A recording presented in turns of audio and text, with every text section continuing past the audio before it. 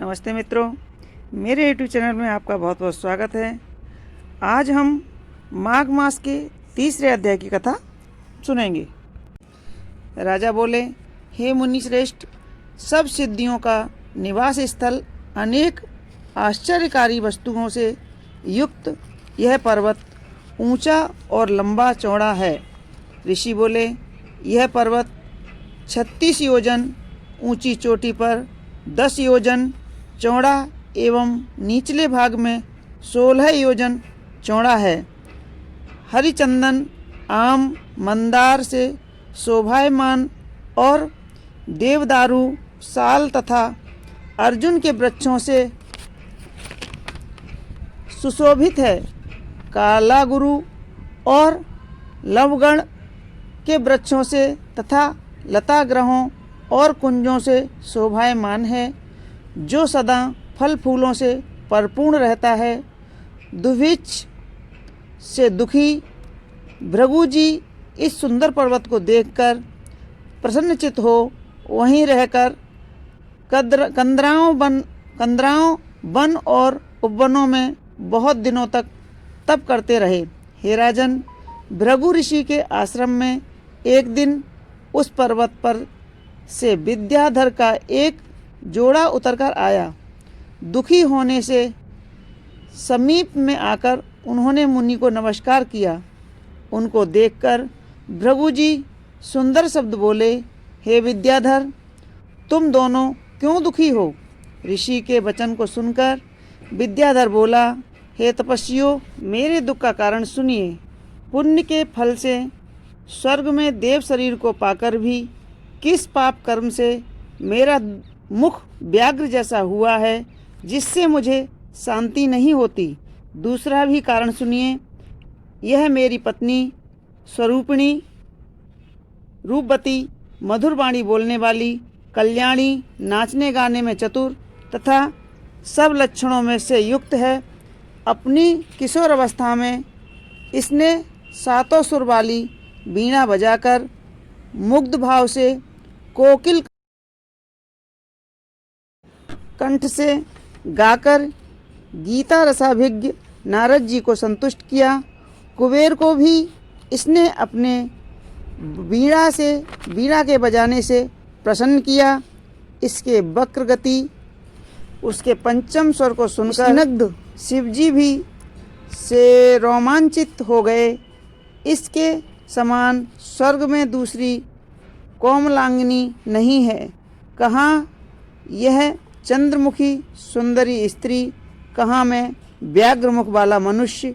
हे ब्राह्मण, यही चिंता मेरे हृदय को सदा जलाती रहती है।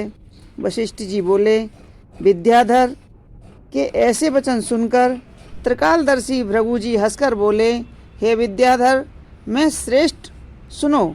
कर्म के विचित्र फलों से ज्ञानवान भी मोहित हो जाते हैं। मक्खी के पैर के विष के समान छोटे भी पाप का फल दुखदायी होता है। माघ मास की एकादशी के दिन उपवास करके द्वादशी न आने तक ही शरीर में तेल लगाने से तुम व्याघ्रमुख हुए हो। स्वच्छ एकादशी के दिन उपवास करके द्वादशी को तेल सेवन करने से प्राचीन समय में रूपरवा राजा को कुरूप शरीर मिला, जिसे देखकर वह बड़ा दुखी हुआ और हिमालय पर्वत पर देव सरोवर के किनारे गया। प्रीतिपूर्वक शुद्ध स्नान कर कुशासन पर बैठ घनश्याम कमल नेत्रों वाले शंख चक्र, गदा, पद्म, पीतांबर, कौस्तुभ मणि तथा वनमालाधारी विष्णु भगवान का राजा ने जितेंद्रिय हो हृदय से चिंतन कर 3 मास तक निराहार रहकर दारुण तप किया। 7 जन्मों के तप के बराबर राजा के घोड़े ही चिंतन से भगवान प्रसन्न हो गए।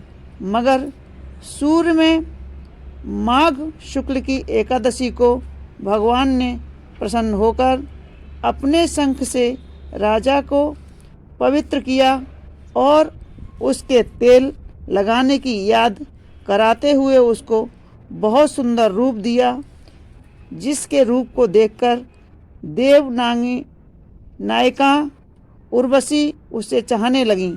इस प्रकार स्वरूपवान राजा अपने नगर को चला गया। हे विद्याधर, इस तरह की कर्म गति को जानकर क्यों दुखी होते हो? यदि तुम इस कुरूपता को छुड़ाना चाहते हो तो जल्दी से पुराने पापों को नष्ट करने वाले मणिकूट नदी के जल में माघ में स्नान करो, जहाँ ऋषियों, सिद्ध देवताओं इत्यादि निवास करते हैं। तुमको इसकी विधि बतलाता हूँ। तुम्हारे भाग्य में माघ मास 5वें दिन में ही आएगा। पूष महीने के एकादशी से लेकर माघ शुक्ल की एकादशी तक महीना भर पृथ्वी पर शयन न व निराहार रहकर त्रिकाल स्नान करो। सब भोगों को त्याग कर और जितेंद्रिय रह तीनों समय विष्णु भगवान का पूजन करने से तुम सब पापों से छूट जाओगे। तब मैं द्वादशी के शुभ दिन आकर पवित्र जल से शिवजी के स्तोत्र और मंत्रों से तुम्हारा मुख कामदेव के समान कर दूंगा। हे विद्याधर, तब इस वरणी के साथ सुखपूर्वक क्रीड़ा करना। माघ स्नान के प्रभाव से जान सदा माघ स्नान किया करो। हे राजेंद्र, इस तरह सर्वज्ञ महात्मा भृगु जी ने विद्याधर को एक गाथा फिर सुनाई। माघ स्नान से विपत्ति पापों का क्षय होता है, जो सब यज्ञों से अधिक है और सब दान का फल देता है। हे विद्याधर, योगों से तीव्र तप से माघ स्नान अधिक फलदायी है। पुष्कर क्षेत्र, कुरुक्षेत्र, ब्रह्म पर्वत, पृथुद्रुक, काशी, प्रयाग तथा गंगा सागर संगम स्नान में जो फल 10 बरस नियम करने से मिलता है, वह फल माघ में 3 दिन स्नान करने से निश्चित ही मिल जाता है। जो चिरकाल तक स्वर्ग में रहना चाहता है, चाहे वे मकर के सूर्य में कहीं भी जल में स्नान करें। हे राजेंद्र, आयुष, आरोग्य, संपत्ति, रूप, कल्याण और गुण प्राप्त करने की इच्छुक को, पाप और दरिद्रता से डरने वाले मनुष्य को, यथा दरिद्रता, पाप और दुर्भाग्य रूपी कीचड़ को धोने के लिए माघ स्नान में से बढ़कर और कोई उपाय नहीं है। माघ स्नान चाहे श्रद्धा अश्रद्धा कैसे ही किया जावे, पूरा फल देता है। बिना कामना के या कामना से जहाँ कहीं घर के बाहर जल में माघ स्नान करने वाला इस लोक और परलोक में दुख नहीं पाता। महीने के दोनों पक्षों में चंद्रमा के घटने और बढ़ने की तरह पाप नष्ट होते हैं और पुण्य बढ़ता है। खान में अनेकों प्रकार के रत्न पैदा होने की तरह पुत्र पौत्र तथा संपत्तियां बढ़ती हैं।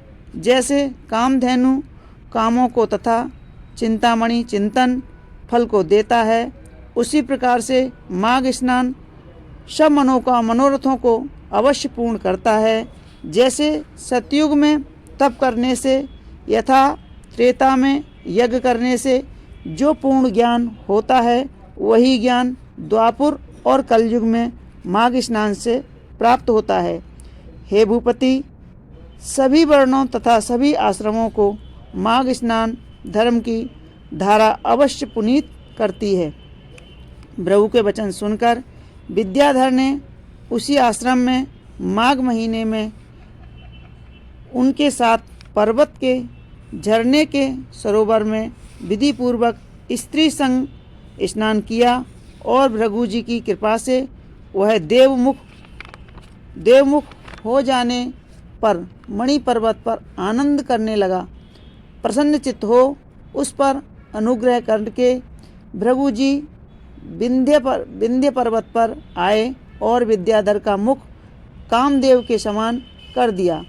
तत्पश्चात भृगु जी विंध्य पर्वत पर से उतरकर अपने शिष्यों के साथ रेवा नदी पर आए। माघ महात्म संपूर्ण भुवन का शान है। हे राजन, द्विजवर भृगु जी ने विद्याधर से कहा था कि जो नित्य इसे सुनता है सुनाता है उसको देवताओं के समान संपूर्ण अभिष्ट की प्राप्ति होती है। बोलो विष्णु भगवान की जय। मित्रों, यह थी माघ स्नान महात्म की तीसरे अध्याय की कथा। चौथे अध्याय की कथा मैं आगे के वीडियो में आपको सुनाऊंगी। तो आपको हमारी कथाएं कैसी लगती हैं हमें कमेंट्स बॉक्स में ज़रूर लिखें और हमारे वीडियो को लाइक करें, शेयर करें और सब्सक्राइब अवश्य करें। धन्यवाद।